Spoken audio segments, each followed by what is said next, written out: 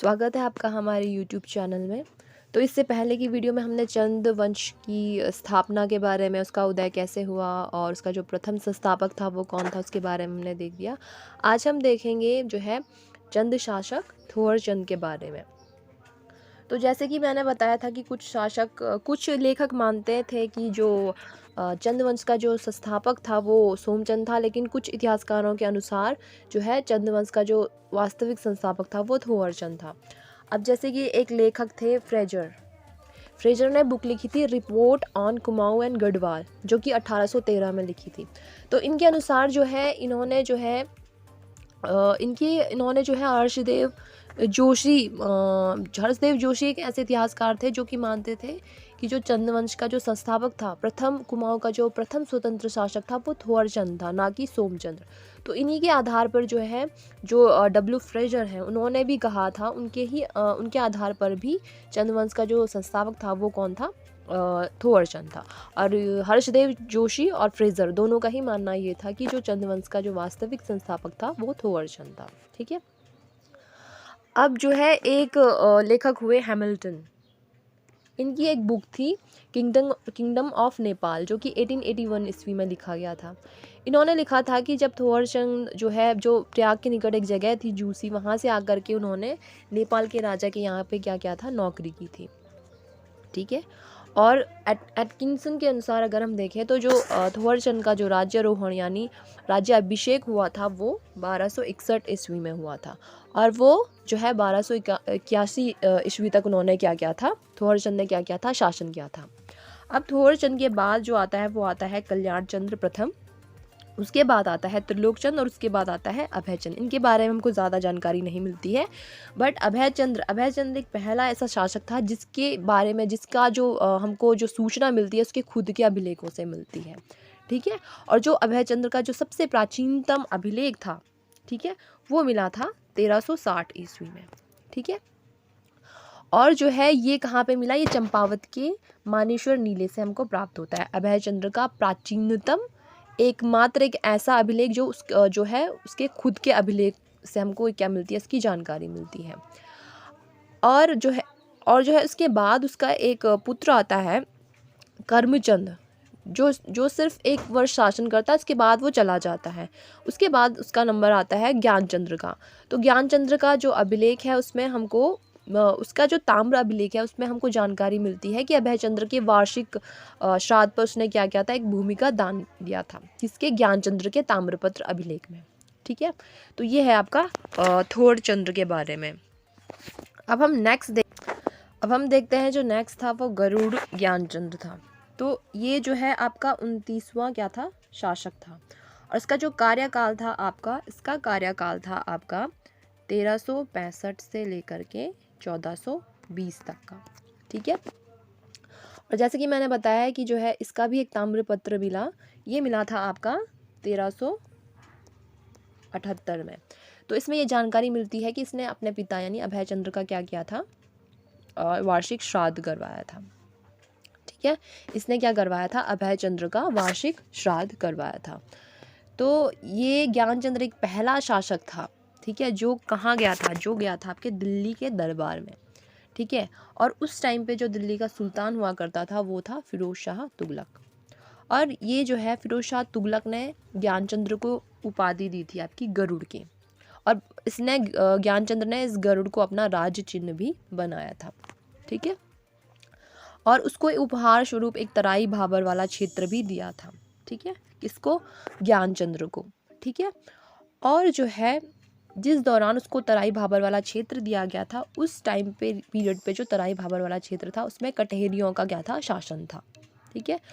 और ये क्या था, विष्णु का उपासक था। कौन, गरुड़ ज्ञानचंद्र। ठीक है। अब इसका एक ताम्रपत्र मिलता है जो है आपका सेरा खड़कोट का ताम्रपत्र। इसमें ज्ञानचंद्र को क्या कहा गया, राजाधिराज महाराज। ठीक है। और इसको सेरा का विजेता भी कहा जाता है। ठीक है। तो सेरा का विजेता किसे कहा जाता है, गरुड़ ज्ञानचंद्र को। ठीक है। एक और ताम्रपत्र मिलता है आपका मझेड़ा ताम्रपत्र। ठीक है। तो मझेड़ा ताम्रपत्र में जो है आपके इस टाइम पीरियड पे जब ज्ञानचंद्र था उस समय जो है एक ही सामंत राजा था, वो था विजयबम। ठीक है, सामंत राजा कौन होते थे? जो किसी की अधीनता स्वीकार करते थे। तो उस टाइम पीरियड पे कौन था? विजयबम था। गोबासा जो ताम्रपत्र है, गोबासा ताम्रपत्र में जो है ज्ञानचंद्र ने 1418 में जो है देवराज तिवाड़ी को क्या किया था? एक गांव दान में दिया था। ठीक है, तो गोबासा ताम्रपत्र से हमको क्या जानकारी मिलती है कि जो है ज्ञानचंद्र ने जो है एक गांव किसको दान में दी थी? देवराज तिवाड़ी को। ठीक है, और जो ज्ञानचंद्र का जो सबसे महत्वपूर्ण सेनापति था वो कौन था? नीलू कठायत। ठीक है, और इसने जो है नीलू कठायत इसका जो है फेवरेट सेनापति हुआ करता था, तो इसने उसको जो है एक विशेष प्रकार की पोशाक दी थी, जिसको बोलते थे आप कुमिया खिलियत। कुमिया खिल्लत दिया था उसने अपने सेनापति को, एक विशेष प्रकार की पोशाक। ठीक है, अब जो है इसके बाद कौन आता है? इसके बाद आता है आपका ज्ञानचंद्र का टाइम पीरियड खत्म। अब इसके बाद आता है आपका हरिहर चंद। ठीक है, और ये उतने महत्वपूर्ण शासक नहीं है तो इनके बारे में हम ज़्यादा नहीं पढ़ेंगे। और उसके बाद आता है द्वान चंद। ठीक है, तो इनका नाम ही काफ़ी है। तो ज्ञानचंद्र के बाद कौन आता है? हरिहर चंद्र। उसके बाद आता है द्वान चंद्र। अब उसके बाद एक और शासक आता है, वो है उद्यान चंद्र। उसके बारे में देखते हैं। इसके बाद आता है दोस्तों चंद शासक उद्यान चंद्र। ठीक है, तो उद्यान चंद्र क्या करता है? इसके टाइम पे जो है इसने क्या किया था? इसने चंपावत में जो है एक क्या बनाया था? एक बालेश्वर मंदिर का निर्माण किया था। ठीक है, इसके बाद कौन आता है? उद्यान चंद। ये क्या करता है आपका? चंपावत में बालेश्वर मंदिर, चंपावत में क्या बनाता है? ये बालेश्वर का मंदिर। और साथ ही है जो ये है प्रजा का जो है जो माल गुजारी रहती है 1 साल की, वो माफ़ कर देती है। ठीक है, प्रजा की 1 साल की माल गुजारी को माफ़ कर देता है। ठीक है, और इसके बाद जो आता है विक्रमचंद्र। जो उद्यान चंद्र है ये बालेश्वर मंदिर का निर्माण तो शुरू करता है, लेकिन इस काम को जो पूरा करने का पूरा जो उस मंदिर को बनाता है वो बनाता है विक्रमचंद्र। ठीक है, विक्रमचंद्र क्या बनाता है? बालेश्वर मंदिर के निर्माण को पूर्ण करता है। तो इसकी जानकारी हमको मिलती है बालेश्वर के ताम्रपत्र से। ठीक है, बालेश्वर के ताम्रपत्र से हमको इसकी जानकारी प्राप्त होती है कि जो मंदिर का निर्माण जो शुरू करता है वो उद्यान चंद्र करता है, उसको पूरा करता है विक्रमचंद्र 1423 में। ठीक है, अब हम देखते हैं नेक्स्ट शासक भारती चंद्र के बारे में।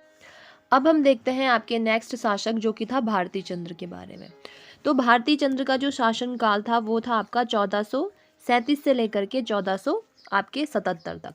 ठीक है, भारती चंद्र क्या था? एक बहुत ही ज़्यादा पराक्रमी और साहसी राजा था। ठीक है, भारती चंद्र क्या था? एक बहुत ही ज़्यादा पराक्रमी और साहसी राजा था। भारती चंद्र जो है फेमस था आपके पवाड़ों के लिए, जो कि कुमाऊं के इतिहास में क्या था? काफ़ी ज़्यादा प्रसिद्ध है। बोलते हैं भारती चंद्र के पवाड़े कुमाऊं के इतिहास में क्या थे? प्रसिद्ध थे। ये पवाड़े क्या होते थे? ये पवाड़े था आपका द्वंद्व युद्ध था आपके भारती चंद्र और कुमाऊं की क्या थी? एक वीरांगना थी जिसका नाम था भागा धौनियान। ठीक है, इनके बीच के जो है जो द्वंद्व युद्ध है उसको ही कहा जाता है भारती चंद्र के पवाड़े। तो जैसे कि मैंने कहा कि भारती चंद्र क्या था? एक बहुत ही ज़्यादा पराक्रमी और क्या था? साहसी राजा था।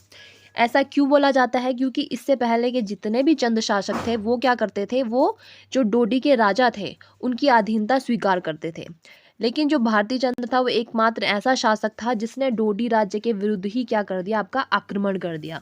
ठीक है, डोडी राज्य के विरुद्ध क्या कर दिया? उसने आक्रमण कर दिया। और इसमें उसने जो है आपके अभियान चलाए।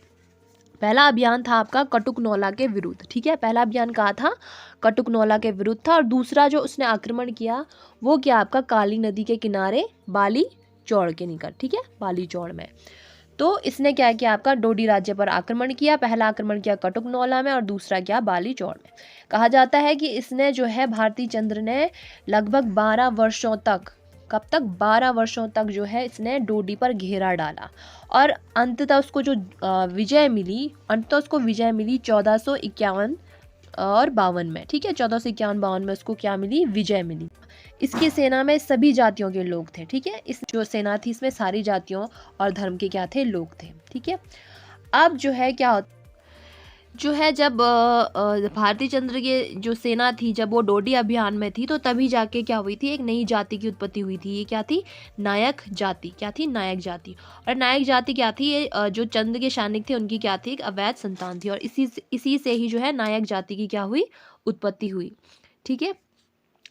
एक हुड़ेरी ताम्रपत्र है, इससे हमको जानकारी मिलती है कि 1451 में जो है भारती चंद्र ने क्या किया था? एक गांव दान में दिया था। ठीक है। और इसके बाद क्या होता है, जो भारती चंद है, एक बार उसने क्या कर दिया? आपका डोडी के साम्राज्य को उसने जीत दिया। अब उसके दो पुत्र होते हैं, एक होता है रत्नचंद्र और एक होता है सुजान कुमार। ठीक है। तो जिसका बड़ा पुत्र होता है रत्नचंद्र, इसकी सहायता से ये और भी राज्यों को विजित करने लग जाता है, जैसे कि शोर हो गया, सीरा हो गया, थल हो गया, इन पर भी ये क्या कर देता है? आपका अधिकार जमा कर लेता है।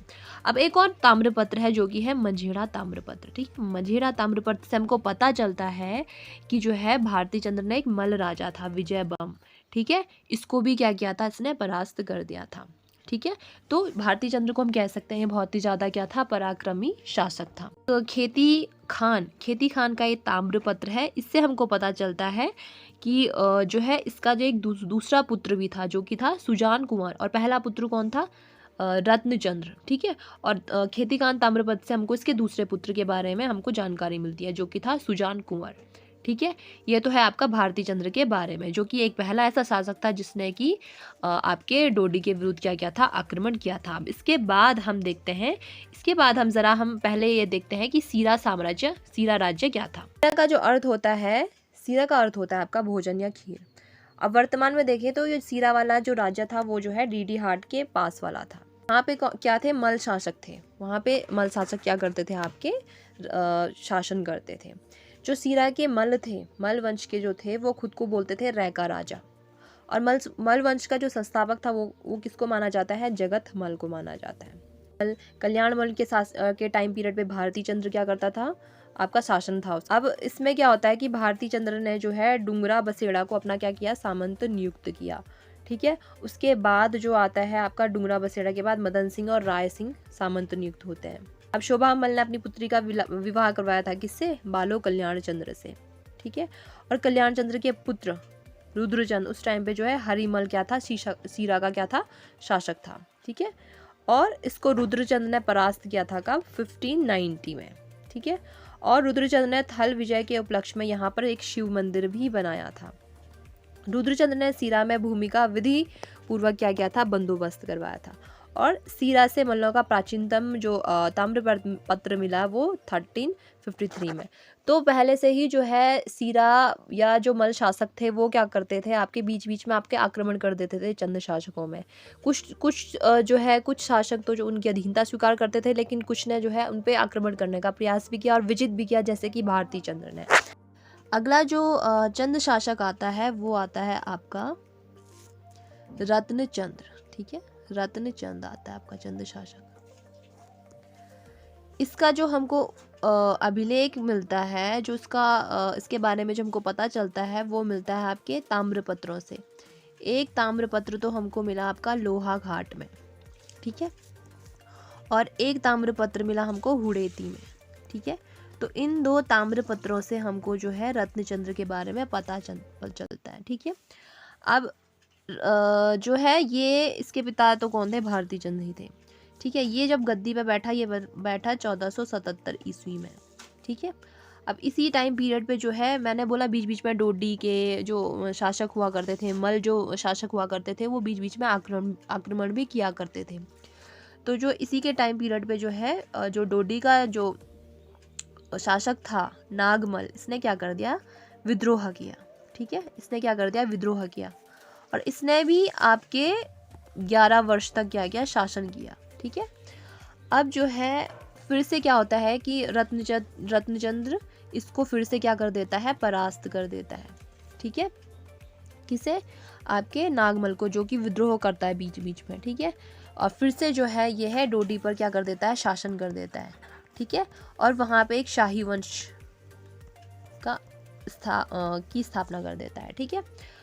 अब जो है रत्नचंद ने क्या किया? इसने और भी चीज़ें विजिट की, जैसे कि इसने जो है थल के राजा थे थल के राजा थे आपके सूर सिंह मेहरा, इसको भी इसने परास्त किया। ठीक है, सूर सिंह मेहरा को भी इसने क्या किया, परास्त किया।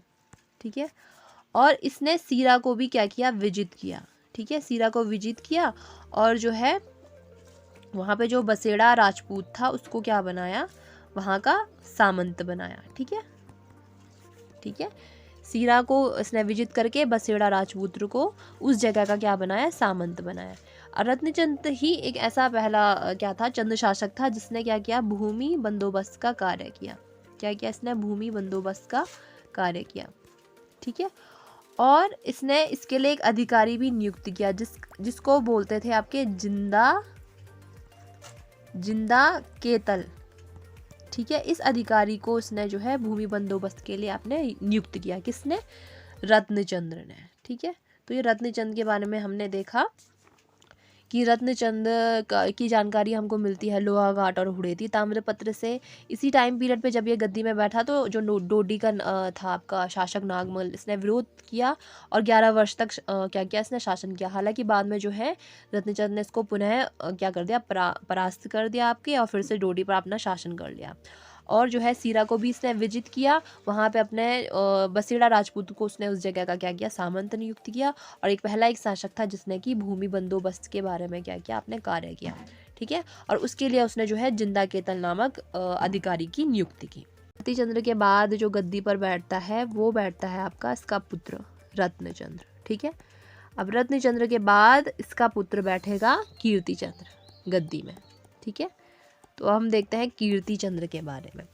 तो कीर्तिचंद जो है आपके, इसका जो शासनकाल था कीर्तिचंद्र का, ये था आपका कीर्तिचंद, इसका शासनकाल था 1488 से लेकर के 1506 ईस्वी तक। ठीक है, ये कुमाऊं की गद्दी पर बैठा। ये जो है नाथ संप्रदाय का क्या था, अनुयायी था। अब ये एक ऐसा शासक था उस टाइम पीरियड पे जो है, जो गढ़वाल का जो शक्तिशाली शासक कहा जाता था, किसे, अजयपाल। इसने जो है अजयपाल को भी, 52 गढ़ का विजेता अजयपाल को भी इसने क्या किया था, पराजित किया था। किसने, कीर्तिचंद ने। ठीक है, अब इसने अपने राज्य, हर एक शासक चाहेगा कि अपने राज्य को क्या करे, विस्तृत करे, अपने राज्य और ज़्यादा राज्यों को अपने अधीन करे। तो इसने जो है 12 मंडल और विसौध, इन क्षेत्रों को भी इसने क्या किया, विजित किया और अपने अधिकार अपने राज्य में मिला दिया। बाद कौन कौन से शासक आते हैं, कीर्तिचंद का शासनकाल भी हो गया। कीर्तिचंद के बाद आपका आता है प्रतापचंद्र। ठीक है, प्रतापचंद के बाद आता है आपका ताराचंद। ठीक है, ताराचंद के बाद आता है मानिक चंद। ठीक है, इसके बाद आता है आपका भीष्मचंद। ठीक है, ये सारे राजा आते हैं। इनके बाद कीर्तिचंद का तो हमने देख दिया, इसके बाद ये ज़्यादा इंपॉर्टेंट नहीं है। प्रतापचंद्र, ताराचंद्र, मानिकचंद्र, भीष्मचंद के बारे में हम थोड़ा बहुत देख लेते हैं। तो भीष्मचंद्र का जो शासनकाल था, ठीक है, भीष्मचंद्र के बारे में देख लेते हैं। ये जो गद्दी पे बैठा, ये बैठा 1512 ईस्वी से 1530 ईस्वी तक। ठीक है, और इसका हमको एक ताम्रपत्र मिलता है। क्या मिलता है, ताम्रपत्र। ये है 1514 ईस्वी का। ठीक है, इसने क्या किया, इसने जो है खगमरे के किले का निर्माण किया। खगमरा किला का क्या किया, इसने निर्माण किया। ठीक है, और आलमगढ़ की नींव भी डाली, आलमनगर। ठीक है, आलमनगर की क्या डाली, नींव डाली। इसी के टाइम पीरियड पे जो है भारत में आक्रमण हुआ था आपका बाबर का। ठीक है, और एक जो है आपका गजुआ, एक मुखिया था गजुआ नामक का। ठीक है, इसने जो है भीष्मचंद्र की हत्या करवा दी थी। भीष्मचंद्र की क्या की थी, इसने हत्या कर दी थी। तो ये था आपका भीष्मचंद्र के बारे में। अब इसके बाद हम देखते हैं आपका नेक्स्ट कल्याण चंद्र के बारे में। अब हम देखते हैं आपके बालो कल्याण चंद्र के बारे में। ठीक है, तो इसकी जो हमको जानकारी मिलती है उसके ताम्रपत्र, जो कि है आपके कलपानी गाड़ और पिथौरागढ़, यहाँ पे हमको इसके जो है और ताम्रपत्र मिले जिसमें हमको इसके कार्यकाल की जानकारी मिलती है। इसका जो शासनकाल था वो 1545 से लेकर 1565 तक का था। ठीक है। और इसकी जो राजधानी थी वो क्या थी, अल्मोड़ा थी। उसको वो बोलता था राजापुर। ठीक है। अब इसने भी अपने राज्य को विस्तृत किया। इसने कौन कौन से राज्य को अपने में मिलाया, मणकोट राज्य, गंगोली और दानपुर। इसने इन राज्यों को क्या किया, विजित किया।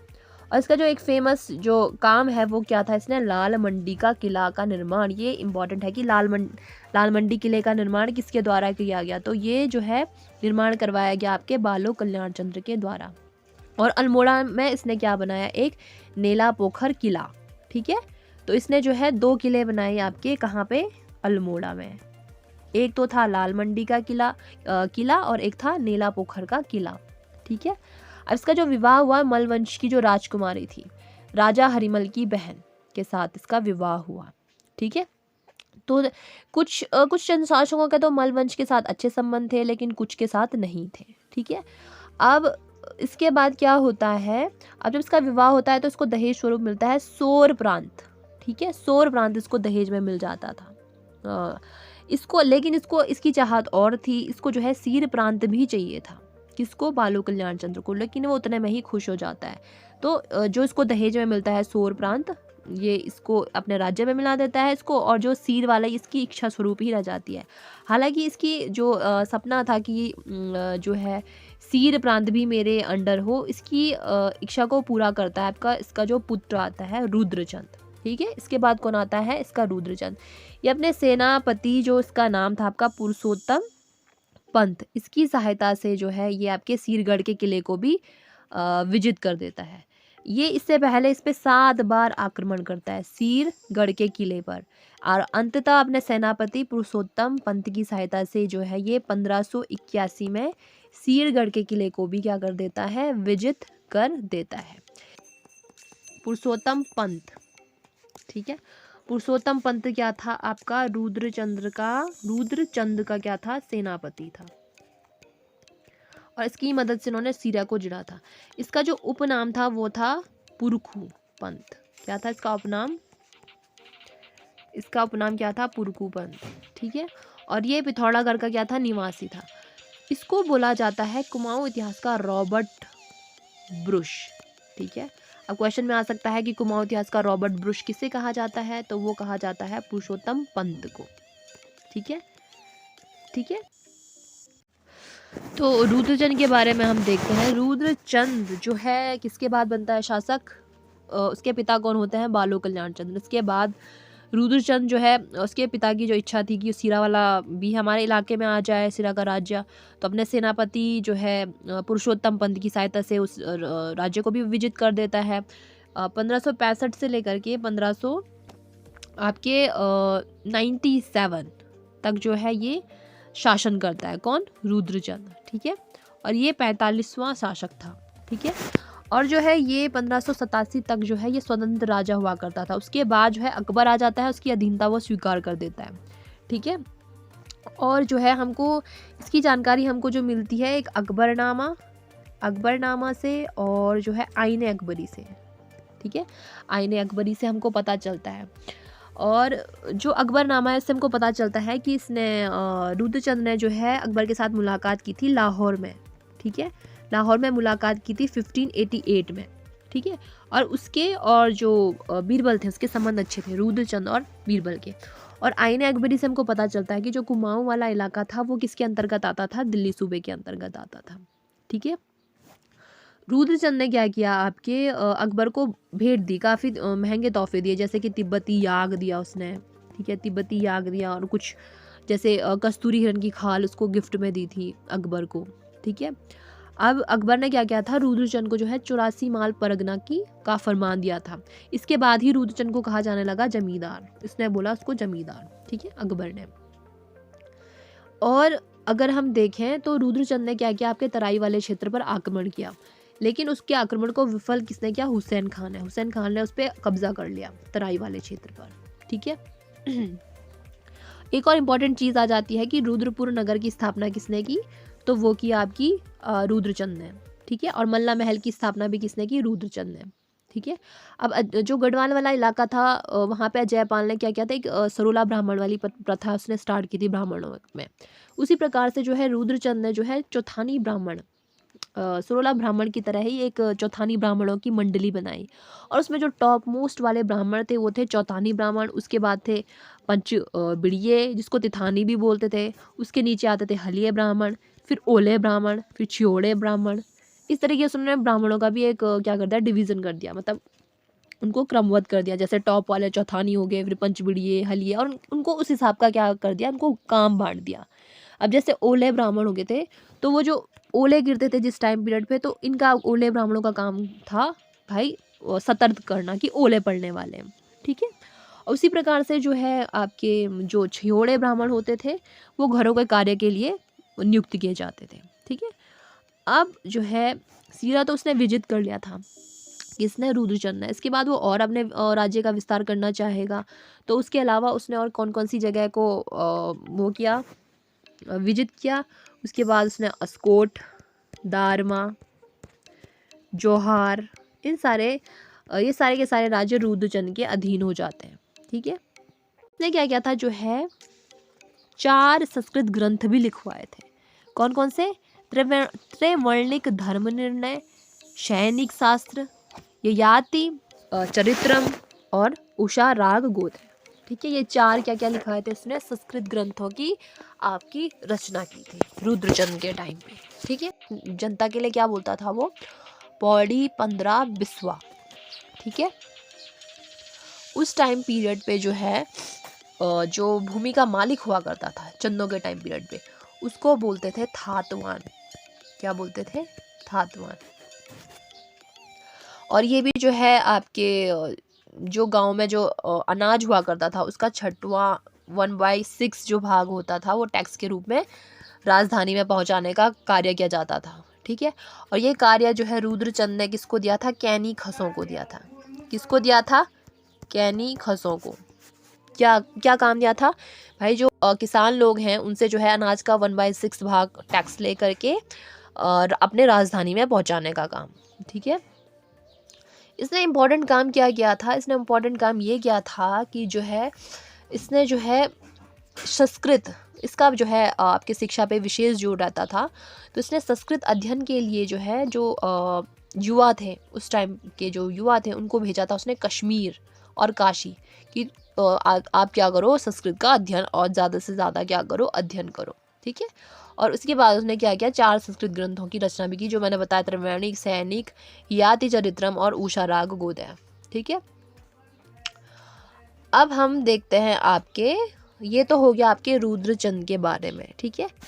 रुद्रचंद के बाद आता है आपका नेक्स्ट शासक, जिसको हम बोल सकते हैं लखुली बिरारी।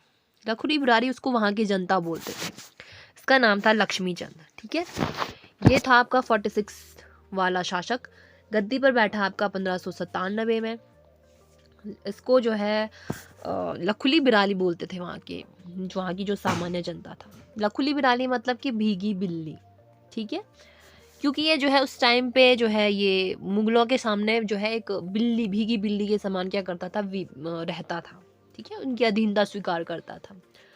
जहांगीरनामा में जो है लक्ष्मीचंद को कहा गया धनी शासक। क्या कहा गया, धनी शासक। लक्ष्मी नाम से ही लक्ष्मी है, ठीक है। इसने क्या किया, इसने प्रयास तो किया था गढ़वाल पे 7 बार आक्रमण करने का, लेकिन हर बार ये क्या हो गया, असफल हो गया, ठीक है। और जब 8वीं बार उसने फिर से कोशिश की तो उसका जो प्रमुख सेनापति था खतड़ सिंह, ये मारा जाता है। तो इसके सारे प्रयास विफल हो जाते हैं जब भी ये गढ़वाल पे क्या करने लग जाता है, आक्रमण, ठीक है। इसने कचहरियाँ बनाई थी न्योवाली और विष्टावली नाम से, ठीक है। अब जो है जो न्योवाली था उसने जनता के लिए बनाई थी, ठीक है, और जो विष्टावली थी उन्होंने सैनिकों के लिए बनाई थी। उनमें उनसे रिलेटेड जितने भी आपके न्याय दिलाना हो या कोई भी सुनवाई करनी हो तो उसके लिए उसने 2 आपके कचहरी बनाई थी, न्योवाली सामान्य जनता के लिए और विष्टावली आपके सैनिकों के लिए, ठीक है। अब इसने क्या क्या किया था, इसने बहुत सारे बाग बगीचे लगवाए थे, जैसे लक्ष्मीश्वर बगीचा, नरसिंह बाड़ी, कबीना, ये सारे बड़े बड़े क्या लगाए थे, इसने बगीचे लगाए थे, ठीक है। और इसके टाइम पीरियड पे जो है लोग टैक्स, ये बहुत ज़्यादा टैक्स वसूलता था लक्ष्मी चंद्र। तो इसकी भय से लोग जो हैं जो अपनी शाक सब्जियां होती है ज़मीन में ना उगा करके छतों पे उगाने लग गए थे, क्योंकि लोग बहुत डर गए थे कि कहीं इन पे टैक्स ना लग जाए। ठीक है, और इसने जो कौन कौन से टैक्स लिए थे, इसने जूलिया और सिरती कर लगाया था। ठीक है, जूलिया और सिरती कर किसके द्वारा लगाया गया टैक्स है? लक्ष्मी चंद के द्वारा। ठीक है, इसने क्या किया था? बागनाथ मंदिर का क्या करवाया था? जीर्णोद्धार कराया था 1602 में। ठीक है, किसका जीर्णोद्धार करवाया था? बागनाथ मंदिर का। इस टाइम पीरियड पे इसने जो है सरकारी कर्मचारियों को 3 वर्गों में बांटा था, सरदार, फौजदार और नेगी। ठीक है, जो सरदार में जो है इसने क्या किया था? परगने का शासक को बोला जाता था। सेना का अधिकारी होता था फौजदार, और जो छोटे मोटे कर्मचारी होते थे ये क्या होते थे? नेगी। ठीक है, तो इसने सरकारी कर्मचारियों को 3 भागों में बांटा था, सरकार, फौजदार और नेगी। ठीक है, ये हो गया आपका लक्ष्मी चंद के बारे में। ठीक है, अब हम देखते हैं इसका भी एक बड़ा भाई हुआ करता था। ठीक है, इसका बड़ा भाई हुआ करता था जिसको बोलते थे शक्ति गुसाई। शक्ति गुसाई, लेकिन ये जो है जन्मजात क्या था? अंधा था। उसको बोला जाता था, शक्ति गुसाई को बोला जाता था कुमाऊं का धृतराष्ट्र। अगर क्वेश्चन आ गया कुमाऊं का धृतराष्ट्र किसे बोला जाता था, तो शक्ति गुसाई को। ठीक है, इसीलिए गद्दी पर ये ना बैठते, शक्ति गुसाई को ना बैठा करके लक्ष्मी चंद को बैठाया गया। ठीक है, अब हम देखते हैं आपके, अब ये तो लक्ष्मी चंद के बारे में हो गया। अब अगर हम देखें लक्ष्मी चंद के बाद आते हैं आपके कुछ ऐसे कमज़ोर शासक जो कि आपका ज़्यादा नहीं चलता है, जैसे कि उसके बाद जो लक्ष्मी चंद आता है। ठीक है, लक्ष्मी चंद का कार्यकाल तो हो गया आपका चंद। ठीक है, लक्ष्मी चंद के बाद आता है आपका दिलीप चंद। ठीक है, ये जो है इसका बहुत कम कार्यकाल होता है, 1621 से लेकर के 1624 तक। अब इसकी क्या हो जाती है? मृत्यु हो जाती है क्षय रोग के कारण। क्षय रोग होता है, उसके कारण इसकी मृत्यु हो जाती है। ठीक है, इसके बाद गद्दी पर बैठता है आपका विजय चंद। विजय चंद, लेकिन ये एक नाम मात्र राजा था, कठपुतली था ये, कठपुतली। ठीक है, ये कहने को तो राजा था, लेकिन इसका जो सारा राज सत्ता का जितना भी काम था वो सुखराम कार्की और पीरू गुसाई के अंतर्गत सारा निर्णय यही रहते थे, और ये सिर्फ नाम मात्र क्या था? राजा था। ठीक है, कौन? विजय चंद्र। अब क्या करता है कि जो है सुखराम कार्की क्या करता है? विजय चंद्र की हत्या करवा देता है। ठीक है, इसका काम तमाम कर देता है सुखराम कार्की। ठीक है, अब क्या हो जाता है? अब इसकी हत्या हो गई। इसके बाद क्या हो जाता है? जैसे मैंने बोला कुमाऊं में उस टाइम पीरियड पे जो मेहरा और फरतेयाल थे उनका काफ़ी ज़्यादा बोलबाला था, बहुत ज़्यादा स्ट्रॉन्ग कॉम्पिटिटर हुआ करते थे। अब इन दोनों के बीच में आपसी संघर्ष होने लग गया। ठीक है, आपसी संघर्ष हो गया। अब क्या करता है कि जब विजय चंद की हत्या हो जाती है तो अब जो संघर्ष होती है इसमें जो है मेहरा लोग जीत जाते हैं। ठीक है, मेहरा लोग जीत जाते हैं तो ये मेहरा क्या करता है? मेहरा लोग क्या करते हैं? ये जो है आपके त्रिमल चंद को क्या बना देते हैं? शासक। त्रिमल चंद को क्या बना देते हैं? शासक। ठीक है, अब जैसे ही त्रिमल चंद गद्दी पे आता है तो ये सबसे पहले क्या करता है? सुखराम कार्की, जिसने किसकी हत्या की थी? विजय चंद की। सुखराम कार्की को ये मरवा देता है, और जो दूसरा था पीरू गुसाई, उसको देश से निकाल देते हैं। पीरू गुसाई को देश से निकाल देते हैं। ठीक है, दोनों ही आउट हो गए। अब क्या होता है कि इसके बाद इसका राज्यारोहण होता है, किसका? आपका त्रिमल चंद का। इसकी नियुक्ति, इसको कौन बनाता है? इसको मेहरा बनाते हैं। इसका जो राज्यारोहण होता है आपका 1625 ईस्वी में। इसका कार्यकाल रहता है आपका 1638 ईस्वी तक।